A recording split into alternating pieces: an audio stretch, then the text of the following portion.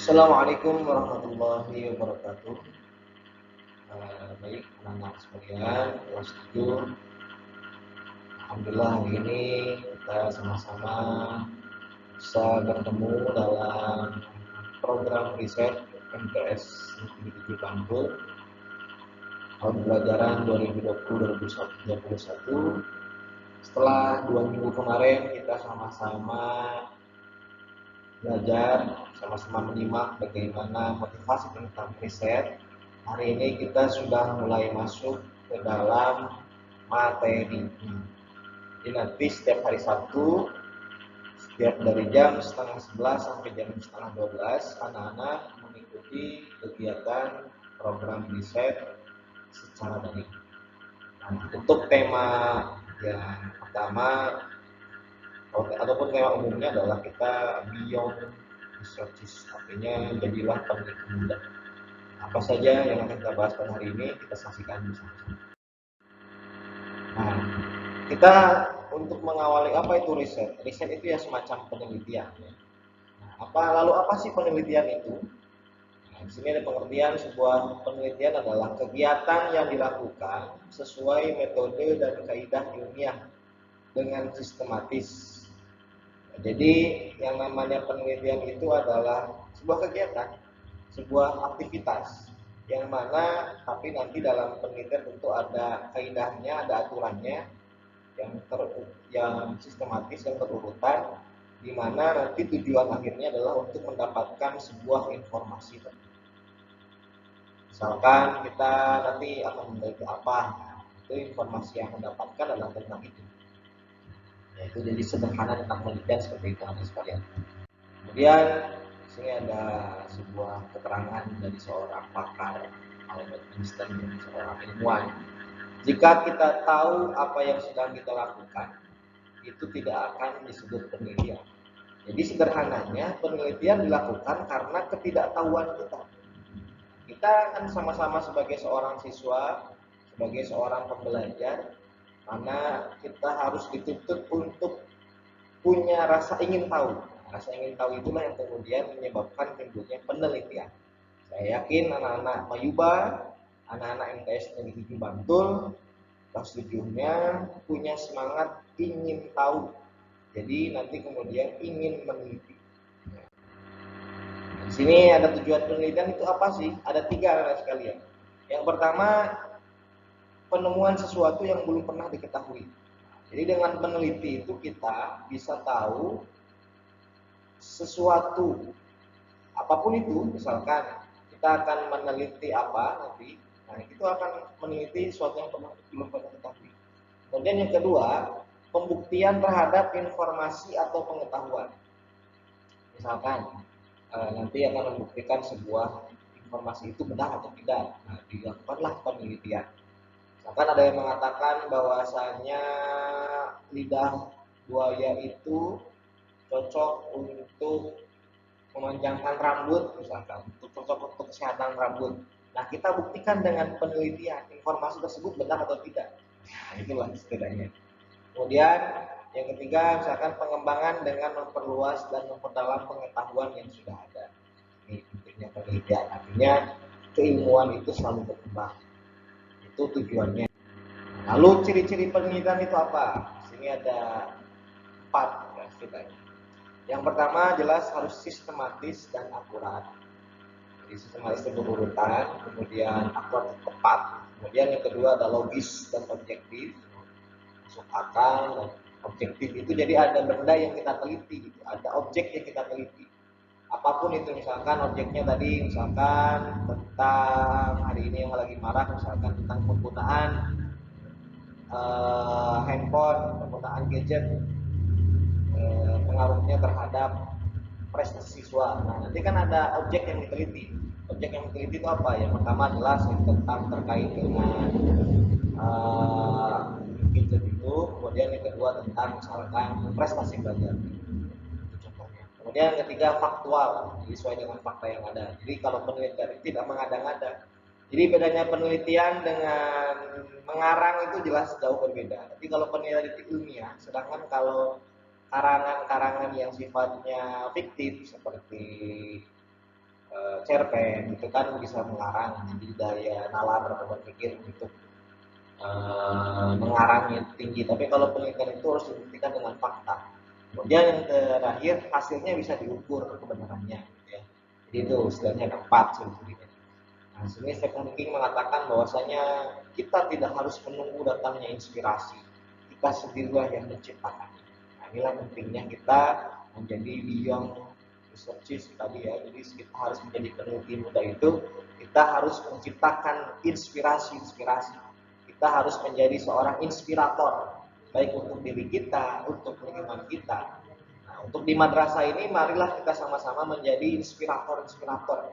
Sehingga anak-anak, sebagaimana dalam motivasi 20 kemarin, bisa terkenal lewat jalur riset. Istilahnya begitu.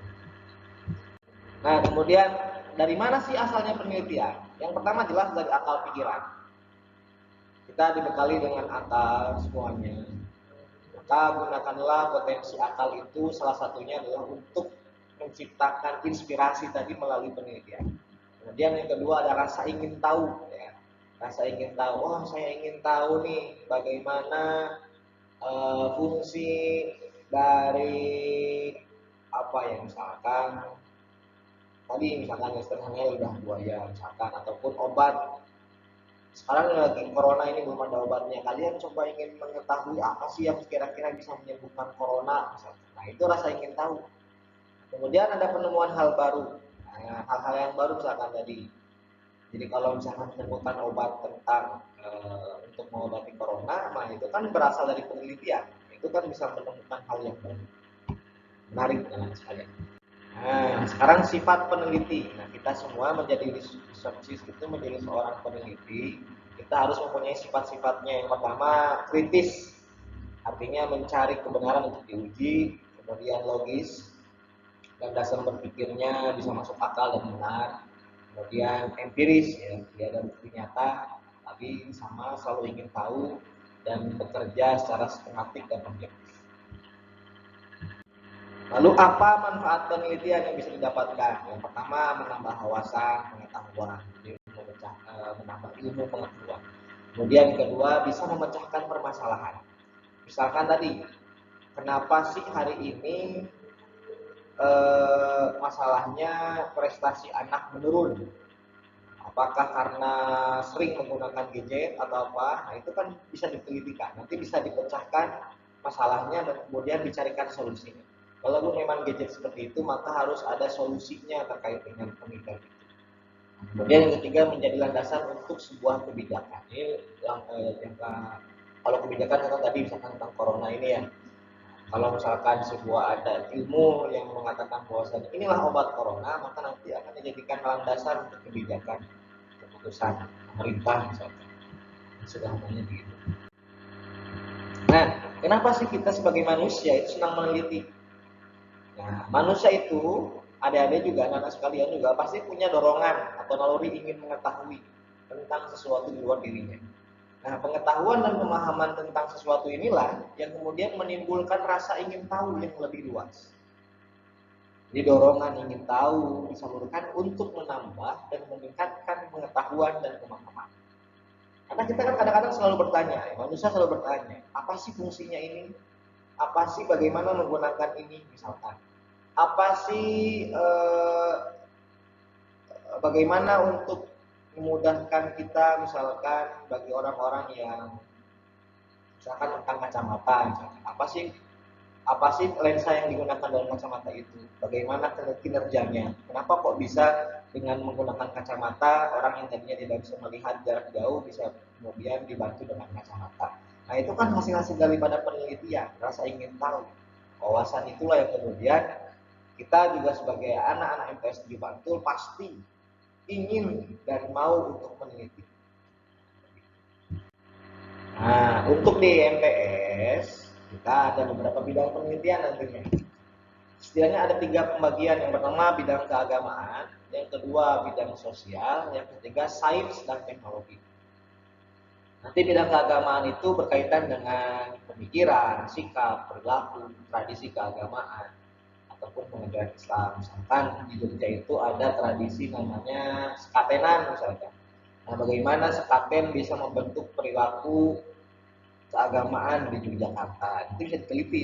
Kemudian yang kedua tentang sosial, misalnya itu terkait dengan ilmu yang beredar di masyarakat. Kemudian yang terakhir tentang ini sains dan teknologi, tentang ilmu-ilmu baru yang berhubungan dengan teknologi yang mana bisa membantu menemukan solusi untuk kebutuhan manusia.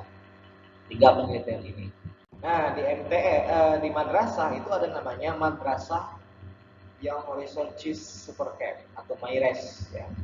Ini biasanya adakan tiap tahun anak-anak sekalian. Nah, nanti kalau anak-anak sudah bisa meneliti itu bisa untuk ikut lomba ini. Nah, contoh-contoh yang kemarin masuk dalam 60 besar ini Bapak dicontohkan, misalkan ini ada namanya BW, aplikasi becak wisata berbasis Android.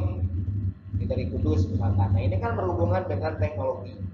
Kemudian ada juga misalkan pengaruh ulama keraton dalam kegiatan keislaman Keraton Solo. Ini berhubungan dengan ilmu keagamaan Islam. Nah, ada juga pasti bisa. Misalkan menciptakan apa, misalkan aplikasi apa yang bisa membantu masyarakat. Kemudian tadi tentang keislaman apalah kita ikuti bersama-sama. Ini contohnya. Nah, ini jadi kita semua dalam pertemuan pertama mari kita diajak untuk beyond researches, menjadi peneliti muda. Dengan meneliti kita bisa melejit dengan memaksimalkan potensi akal kita, semua daya pikiran kita yang kita miliki. Nah, kita akan melejit, karir kita akan melejit terkenal melalui jalur riset atau penelitian. Terima kasih, pertemuan hari ini cukup sekian. Mudah-mudahan bisa bermanfaat. Sekian, assalamualaikum warahmatullahi wabarakatuh.